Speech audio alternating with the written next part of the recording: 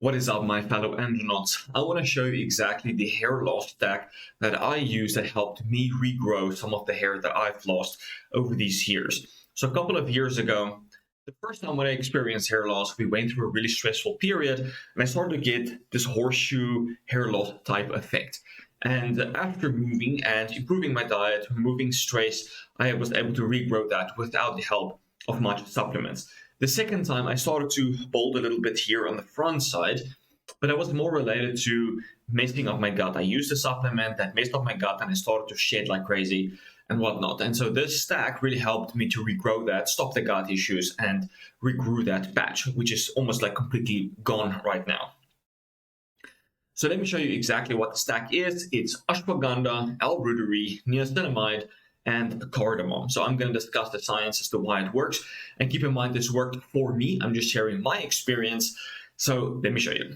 So the first one I want to talk to you about is ashwagandha because there is science behind this. The study that they used was a topical ashwagandha tincture, 1 to 2 drops twice a day on the area that they wanted to regrow. They used the KSM66 extract, which has more than 5% total withanolides. The one that I used was not specific to KSM, so I don't think you have to use specifically the KSM66 extract. I just used a full spectrum extract and it was still effective. And then they took the formula, put it on the palm of the hand, spread it, and then spread it over their scalp. So this was what they did in this study. And in terms of density per square centimeter, I did an analysis between finasteride and ashwagandha, and it seemed that topical ashwagandha was actually slightly more effective than finasteride at enhancing hair regrowth. So in terms of density, finasteride increases hair growth by 1.3 to 1.9 hairs per square centimeter per month, which is a total of about 9.3 hairs per square centimeter after 24 weeks on 1 milligrams of finasteride. The ashwagandha group, these guys had a 2.9 hair per square centimeter per month. So 2.9 is more than 1.9. So ashwagandha, at least in this study, was more effective at enhancing hair density than finasteride even. In terms of thickness, finasteride, and this was 5 milligrams, increased hair thickness by about 6 micrometers after 12 months, which is about 0.5 micrometers per month. Ashwagandha increased hair thickness by 0.72 micrometers per month, so it was slightly more effective than finasteride, increasing hair thickness as well. And then lastly, in terms of growth speed, ashwagandha increased growth hair speed by 21.7 micrometer per day,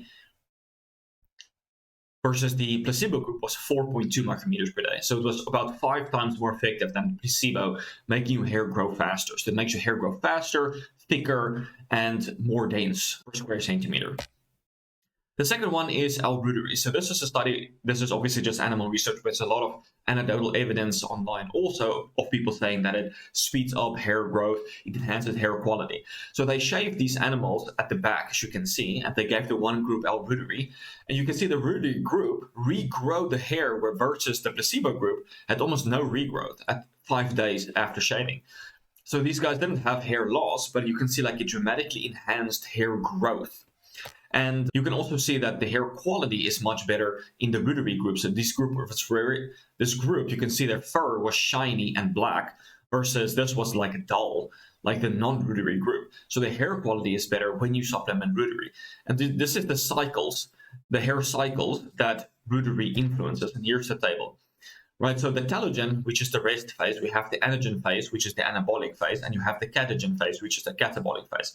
So Reuteri significantly reduced this hibernation phase, and it increased the anabolic phase.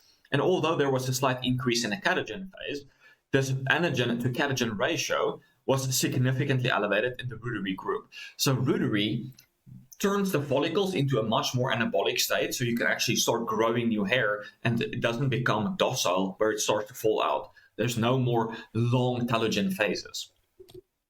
The second one is niacinamide, and there isn't really much studies on niacinamide and hair regrowth, but for me, as I mentioned personally, noticed really good regrowth with this, because niacinamide increases NAD, and it also prevents the early entry of the hair follicle into the catagen phase due to reactive oxygen species. This has been shown. So hair loss is primarily caused by reactive oxygen species, which is damaging the hair follicle, putting it into the catagen and telogen phase. It goes into hibernation or it just starts to fall out. Killing oxidative stress or getting rid of oxidative stress is one of the first things you should be trying to do when you're experiencing hair loss. And niacinamide is absolutely great for that because it increases NAD, and the body needs NAD for anything that's anabolic. If you want to grow new hair, you need NAD available. And then you also want to reduce the oxidative stress because that is also going to put strain on your NAD levels. Niacinamide for me was like really good. I used about 2 grams per day. You can use 1 gram in the morning, 1 gram in the evening. That's what I used, and it worked really well. Then the last one was cardamom, and there's, as far as I also know, not really evidence behind it, but for me it worked really well.